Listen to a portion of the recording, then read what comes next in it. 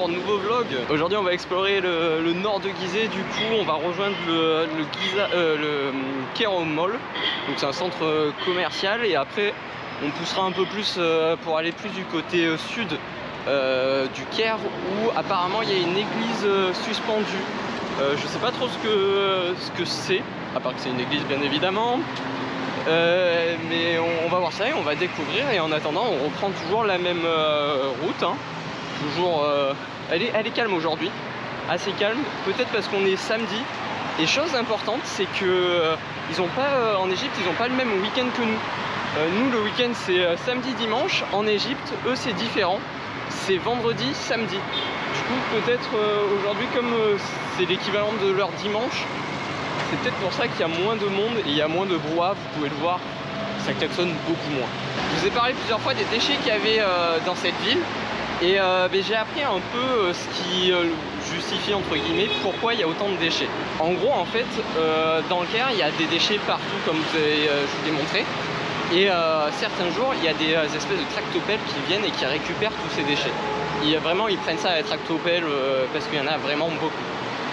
Et j'ai appris que apparemment en fait il y a un quartier du Caire qui s'appelle Garbage City, qui est en fait un quartier chrétien où il n'y a que des chrétiens qui sont là-bas, et c'est une sorte on va dire de bidonville. En fait les gens vivent au milieu des déchets, et la raison pour laquelle les chrétiens en fait dans ce quartier vivent au milieu des déchets, c'est que leur travail on va dire c'est de justement recycler ces déchets. Et ils gagnent de l'argent comme ça. Alors c'est un quartier très pauvre, mais ça leur permet comme ça de vivre grâce au recyclage. Et apparemment, contre toute attente en vrai, le Caire serait l'une des villes qui recycle le plus ses déchets. Apparemment ils recyclent, je crois que j'avais vu entre 60 et 80% de ces déchets, alors qu'une ville globalement, je crois que c'est autour des 20. Vous devez vous demander pourquoi c'est des chrétiens qui gèrent ça et qui vivent dans des conditions absolument affreuses dans des bidonvilles. En fait c'est tout simplement parce que pour recycler tout ce qui n'est pas recyclable ils le donnent à des cochons. Et comme le pays est en grande majorité musulman, ils peuvent pas travailler avec des cochons, enfin, c'est interdit par leur religion.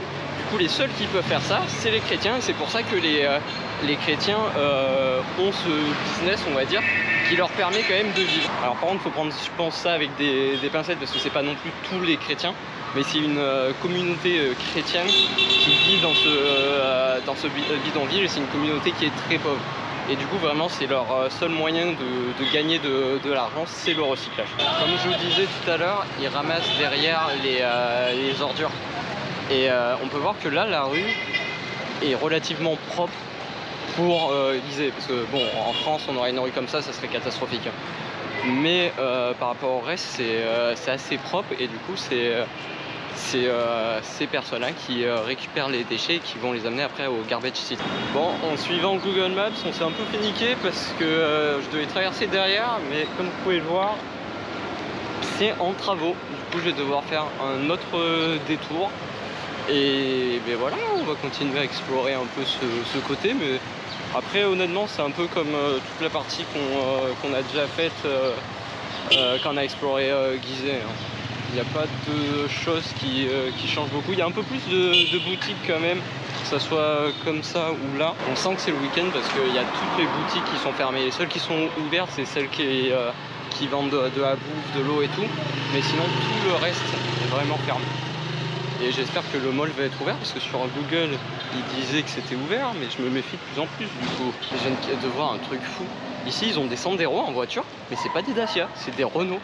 Genre des Renault Sandero. Alors ok, les deux, enfin Dacia et Renault c'est le même groupe. En fait apparemment Renault font pour eux des trucs exprès qui sont étiquetés Renault, et c'est bizarre je trouve. On n'est pas loin du mall, normalement on est bientôt arrivé, mais je sais pas pourquoi. Il y a une mouche putain. Je sais pas pourquoi je sens que ça va être décevant. Parce que déjà toute la grande route qui est de l'autre côté elle est en travaux. Et là je suis vraiment dans des petites ruelles et ils me disent que je suis arrivé dans quelques centaines de mètres. Je sens que ça va être vraiment un truc décevant. D'après Maps, je serais arrivé, je vais faire le tour, parce que ça se trouve c'est de l'autre côté l'entrée, mais là on est vraiment derrière, il n'y a rien, il n'y a vraiment rien. Je crois l'avoir trouvé, enfin, j'ai l'impression que c'est ça en fait, c'était juste du mauvais côté comme il y a les travaux. Voici le mall. Je sais pas si Il y a une entrée ou c'est que des boutiques en bas? J'ai l'impression que c'est que des boutiques en bas, qu'il n'y a pas d'entrée comme un centre commercial. J'ai l'impression que tout a l'air fermé. Je pense que c'est une déception ce mall. Hein. On va pas se mentir. Enfin, j'ai l'impression qu'il n'y a pas d'entrée, c'est que en bas. Bon, c'est pas grave. On va aller chercher à bouffer, hein. Au pire, c'est pas bien grave, on va se promener. Bon, après cette déception, j'ai repéré un Hardee's qui doit être sur le prolongement de la rue et ça nous rapproche de l'église suspendue que je vais aller voir. Et en plus, le temps d'y aller, normalement, ça sera l'heure de manger. Donc on n'a pas non plus perdu du temps. On se balade, on est chill, voyons. Il y a encore des travaux là-bas. Je pense que c'est toute la rue qui est en travaux. Il n'y a que certaines portions comme celle-là où c'est accessible. Ouais, vous voyez, il y a des rambardes de jaune et tout. Donc je sais pas. Bon, à cause des travaux, Google m'a fait faire des détours dans les petits quartiers de Gizeh. Vraiment, c'était des toutes petites ruelles. Là encore, on est dans une petite ruelle. Mais en soi, c'est peut-être l'une des plus grandes qu'on ait à vue. Alors regardez. C'est une galère parce que vraiment tout l'axe principal est en travaux. Du coup, je sais même pas si le détour que j'ai fait va me rattraper au bon endroit ou si je devrais encore faire un détour pour rejoindre le Hardee's. Vraiment, le repas est mérité. Hein. Parce que depuis ce matin, j'ai l'impression que je ne fais que naviguer dans les petites ruelles pour essayer de contourner ces putains de travaux. Le vlog du jour, c'est vraiment esquiver ces putains de travaux. Il y a vraiment des travaux sur toute la route. Et c'est la route évidemment que j'emprunte aujourd'hui. C'est la joie. Aujourd'hui je suis vraiment, on va pas se mentir. J'espère que après avoir mangé et tout, ça sera bon pour aller à l'église suspendue facilement.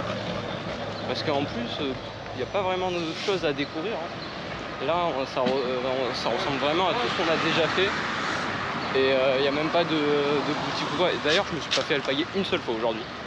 Ça montre vraiment que je suis dans un endroit pas du tout touristique et je dois être le seul touriste à la ronde encore une fois, mais d'un autre côté c'est pas plus mal. Bon, c'est bon, on a mangé, on a pu se reposer un petit peu et du coup là on va vers l'église suspendue. Il y a quelques petits trucs autour qui ont l'air sympas. Du coup on y va en marchant, c'est quand même à 4 km apparemment. Il y en a pour à peu près 1 heure. Donc bon, on n'est plus à ça près, hein. Depuis ce matin on marche. Je sais pas combien de bornes on a fait avec tous les détours, mais ça doit un peu chiffrer. Alors on n'est plus à 4 bornes près. Hein. Bon, il y a encore des travaux, du coup on doit faire encore un détour. Hein. Putain, la journée de merde aujourd'hui. Oh, j'espère vraiment que ça vaut le coup l'église suspendue parce que si c'est nul, j'aurais le seum, monstre. Et c'est la fin des travaux. On a enfin retrouvé le Nil avec le pont. Par chance, il n'était pas en travaux. Du coup, on va traverser, voir où est l'église, parce que pour le moment, on ne la voit pas, mais elle doit être derrière ces bâtiments qu'on voit au loin. Autre chose que j'ai remarqué aussi au Caire, c'est que tous les mendiants, il y en a quelques-uns qui sont dans les rues et tout. En fait, ils vont te vendre des trucs du style des mouchoirs, des cotons-tiges, et ils vont pas te mendier à proprement parler. Ça va plus être un achat que de la mendicité. Hier, on peut voir, on était là-bas, à la grande tour du Caire, ça s'appelle, de souvenirs. Et alors, on m'a expliqué que cette tour, en fait, elle a été faite il y a plusieurs décennies en arrière. En fait, elle a été construite pile en face de l'ambassade américaine avec l'argent des Américains. Mais par contre, c'était pas du tout pour faire plaisir aux Américains, c'était justement plus une provocation parce que c'était pile au moment où l'Égypte s'alliait de plus en plus avec le parti communiste, donc avec la Russie ou l'URSS, je sais plus en quelle année c'était, donc c'est soit l'URSS soit la Russie, suivant si c'était après 91 ou pas.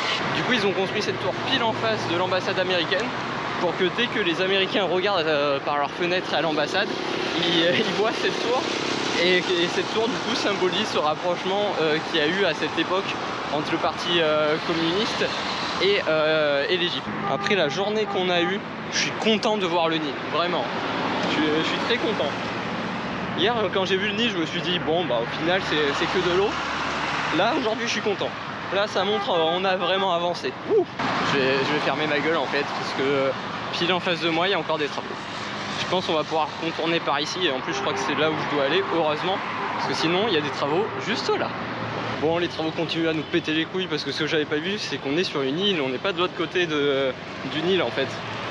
On est sur une sorte d'île en plein milieu et pile où il y a les travaux c'était la route où je devais passer. Donc encore un autre détour. Bon, on s'y approche là. Normalement ça doit être par là-bas. Dans ce coin là on est bientôt dans quelques centaines de mètres et on voit qu'on se rapproche parce que là il y a un cimetière chrétien. Donc enfin quoi, j'ai envie de dire, parce que c'était un bordel.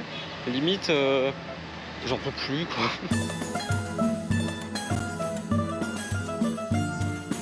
En fait c'est un espèce de complexe orthodoxe copte, si j'ai bien tout compris.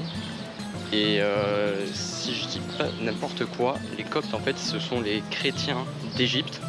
Et ce qui est bizarre ici, c'est que tout est marqué en grec.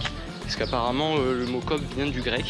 Et là j'étais dans le cimetière tout à l'heure, c'est tout en mode grec, tout est écrit en grec.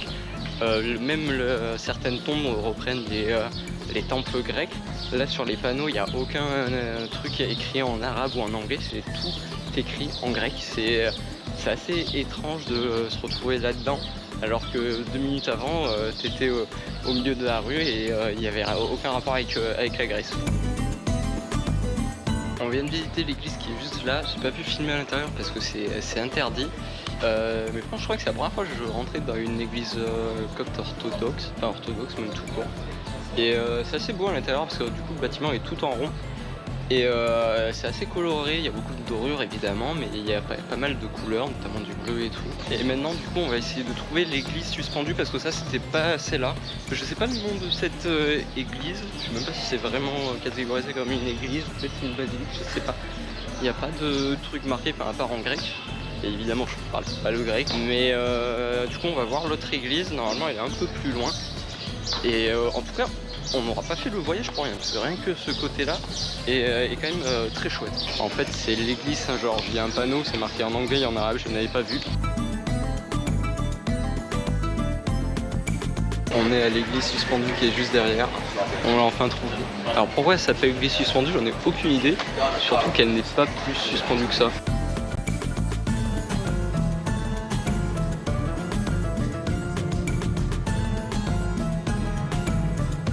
Bon, je pense que ça s'appelle l'église suspendue juste parce qu'on utilise cet escalier pour y monter. Parce que là-haut, du coup, il y a une esplanade et l'église est dessus. Donc je pense que c'est juste pour cette raison que ça s'appelle l'église suspendue. Et il y avait des gens du coup qui étaient et je pense dans la religion copte, il y a quelque chose avec toucher et embrasser les reliques. Parce qu'il y avait beaucoup de gens qui du coup faisaient ça sur les vitres où derrière il y avait les reliques, j'en ai vu plusieurs. Comment s'appelez-vous? Moi c'est Victor. Et toi? Victor. Oui. Sama. Sama. Ah. Enchanté. Oh, pardon. Oh, enchanté. Enchanté Victor. C'est un plaisir de te rencontrer. Et je vais faire une chose. Je l'aime beaucoup, ok? Ok. Enfants de la patrie, le jour de gloire est arrivé. Contre de la tyrannie, les combats sanglants élevés, un sanguin pour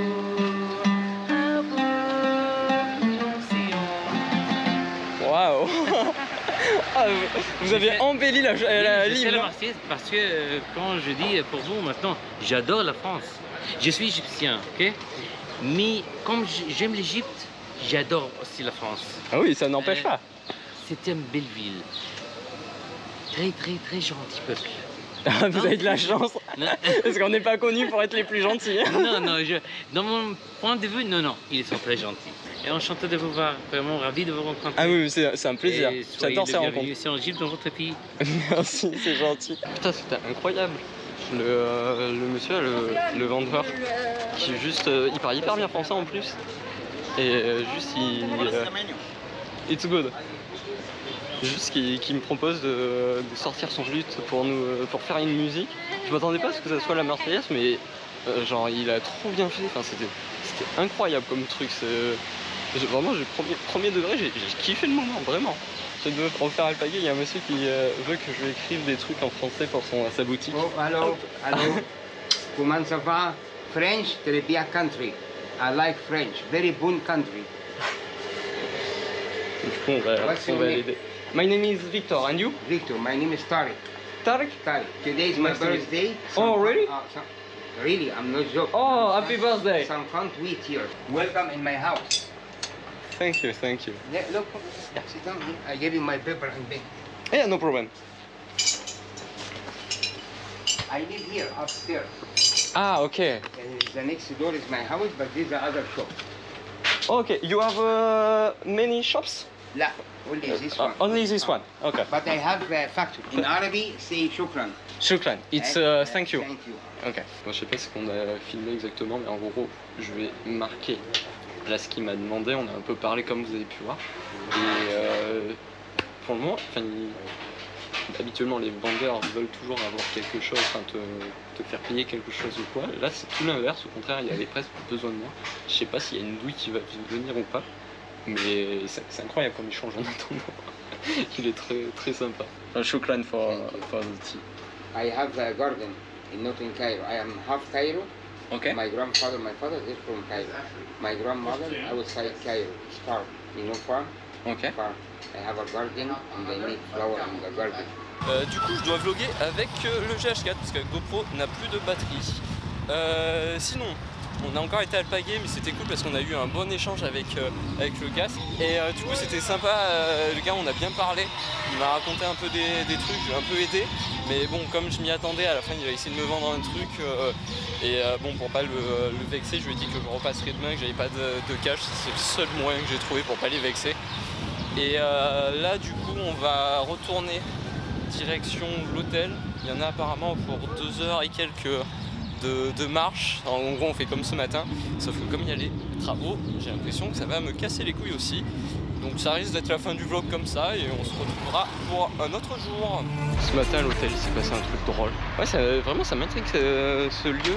J'ai juste une hâte, c'est voir cet Obélix et rentrer à l'hôtel. En même temps, tu dis, tu t'es quand même fait contrôler devant le palais présidentiel d'un pays étranger.